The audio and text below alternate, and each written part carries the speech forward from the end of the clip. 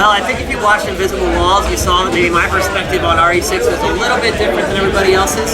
I think I would agree that RE6 is not an amazing Resident Evil game, but I still thought it was a pretty damn good action game. So, one thing I would say is that because there was kind of this uproar over what the direction the series is going, that maybe it's better if they kind of spin off the franchise and maybe create a new franchise for the more action-oriented stuff, and then maybe go back to its roots and kind of keep that as the Resident Evil franchise. Are you talking Resident Evil 4? Are you talking about Resident Evil like 1, like the remake on the GameCube? I think 4 kind of went up to the line about as far as it should and did a good job of not stepping over it, because I was still creeped out by a lot of the stuff in RE4.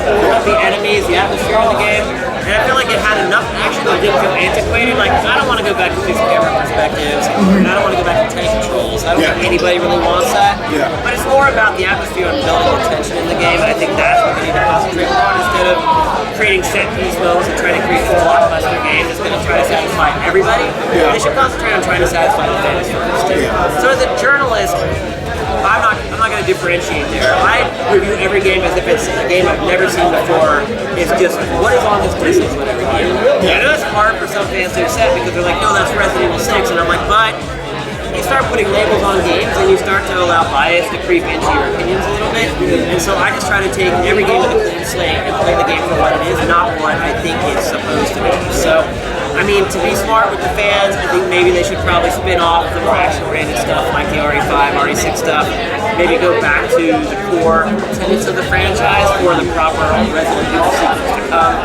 I don't think they'll ever do it. RE6 is selling really well. I think they already shipped like 5 million copies. Yeah, it's something around there. And see, that's the problem though, is that people will still buy the game. And the only way that you can affect change in our industry is to bet for money. So if you're against something and you don't want to see it continue, then you can't buy it. You can't, when you give Capcom your money, that's you saying to Capcom, I'm cool with that. Here's my $60, and it's worth my $60. You need to stand up, and it may be hard because I mean, right? It is hard, but if you really want to affect change, the only way you're going to do it is to put a pinch in Capcom's wallet. So, you know, for Resident Evil 7, when it comes around, if it's not what you're looking for, everybody out there, don't buy the game. It'll send you a message.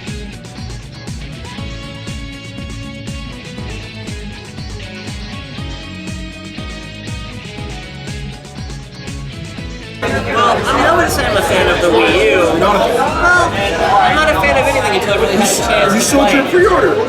Yeah. Well, yeah, I pre-order everything. Okay. The only system I haven't got at launch in the last 25 years was the Vita. But I still have them all. So, it's not that I'm a Wii U fan or I think the Wii is awesome. In all honesty, it's way too early to make that determination. Okay. But throughout my history with games, I've always been a gameplay first guy. Sort of back in the N64 and PlayStation era. PlayStation had CG, which looked amazing, but I kind of gravitated towards the N64 because it has better looking visuals in the game when you're actually playing. I always look at mechanics first. Like, to me, one thing that Nintendo's really good at is making controls that are really enjoyable. So the physics that are incorporated into Mario and 3D Mario games, those actually start out as just cubes. When they start programming the game, there's no Mario there. It is literally just a cube that they start working on momentum with. That's when you start working at the core of a game like that. Once you put Mario in there and he's running and he's sliding and stopping, that's it.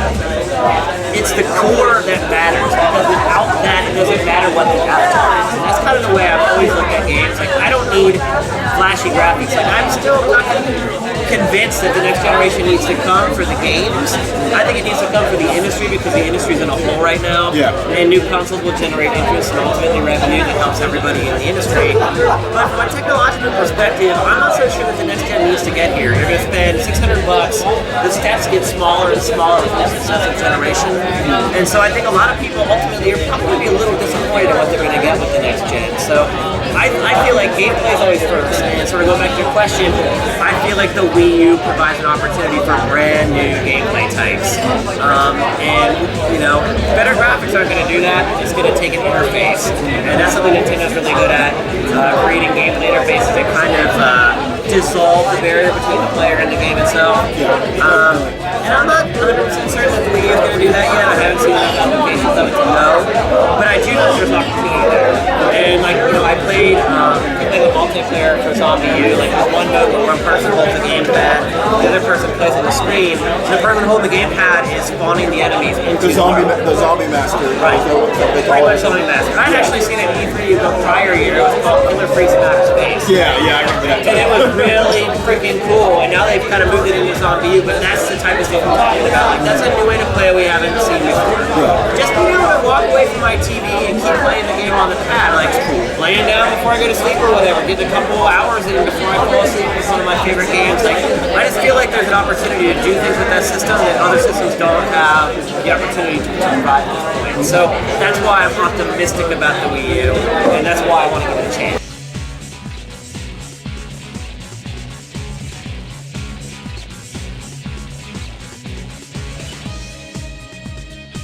It goes back to what I was just saying, how I'm not as excited for the next generation as a lot of people might be. Because, I mean, take video cards for instance. Yes. You have a video card you can buy for $200, $250. You have the $500 card. Sure, hardcore PC gamers can see a huge difference between those two cards. Put my mom in front of my computer monitor and say, okay, here's one monitor, here's the other one. Here's a $250 card, here's a $500 card. Mom, which is which? She might get it, but I'm guessing she'd probably say they look pretty much the same to me. And so when you start talking about these minimal improvements for vast amounts of money, you're reaching the law of diminishing returns there. And while I do think that people like us, the PlayStation 4 is probably going to whoop the Wii U's ass graphically.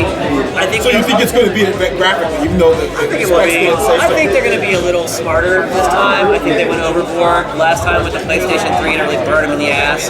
I think people will always remember $599 US. I mean, that kind of ended the console war right there.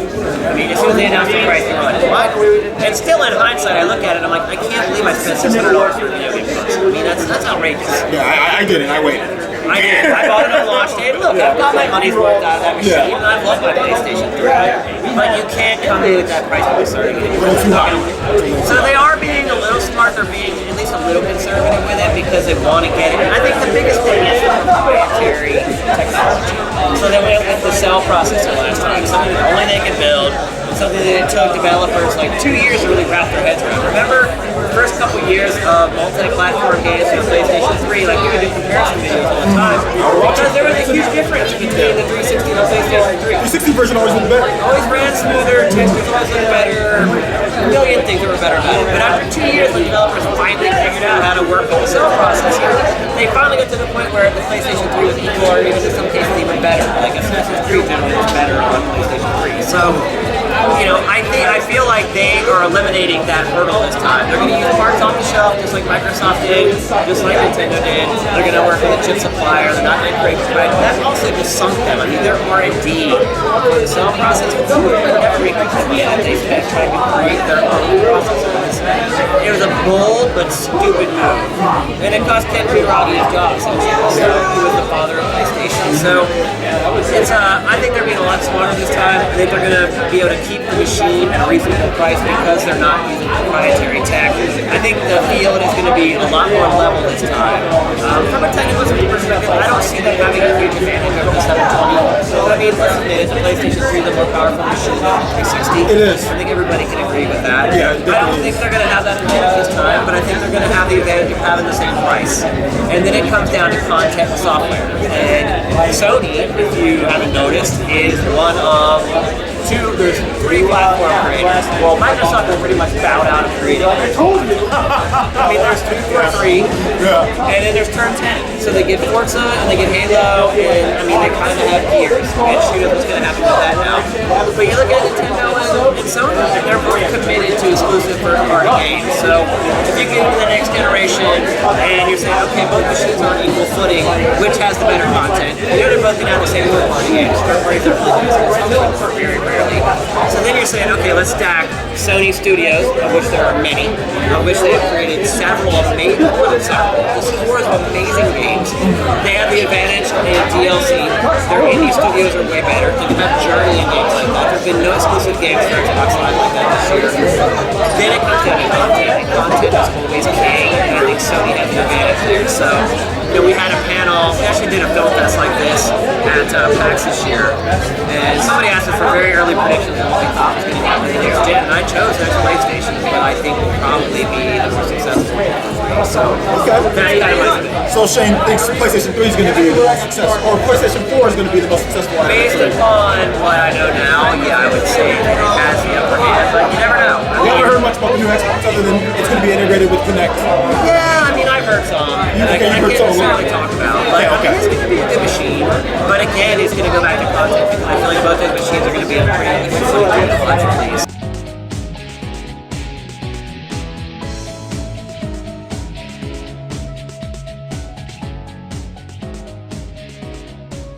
Exclusives?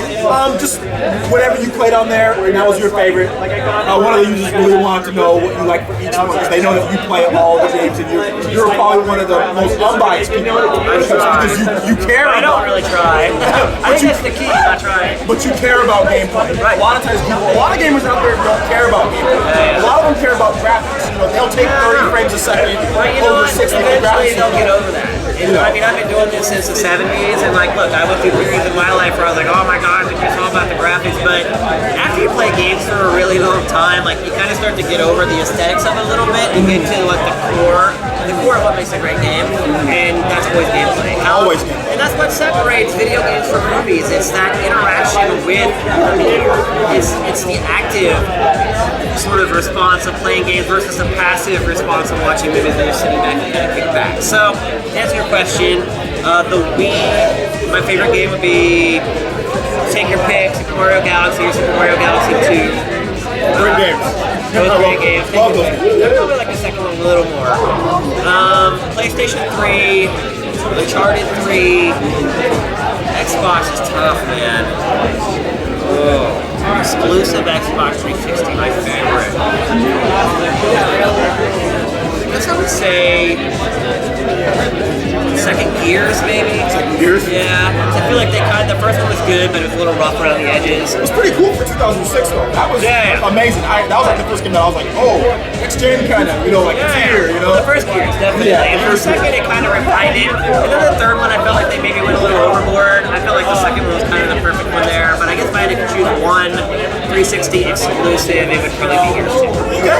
So that was my interview, of course, with editor-in-chief of Game Trailer, Shane Satterfield. I just want to thank you so much for taking the time. Thanks for coming out, man, for supporting. And definitely check out their podcast, you guys do. It's Invisible Walls, check that out. And of course, on ours, check out our vidcast. We're going to have Shane's interviews up there. And we also have Stuttering Craig, too. He's going to help me out here. So Shane, thanks again. No problem, We man. appreciate it, Great to meet you. man. It's good to meet you. Take it easy, guys. Bye, everyone.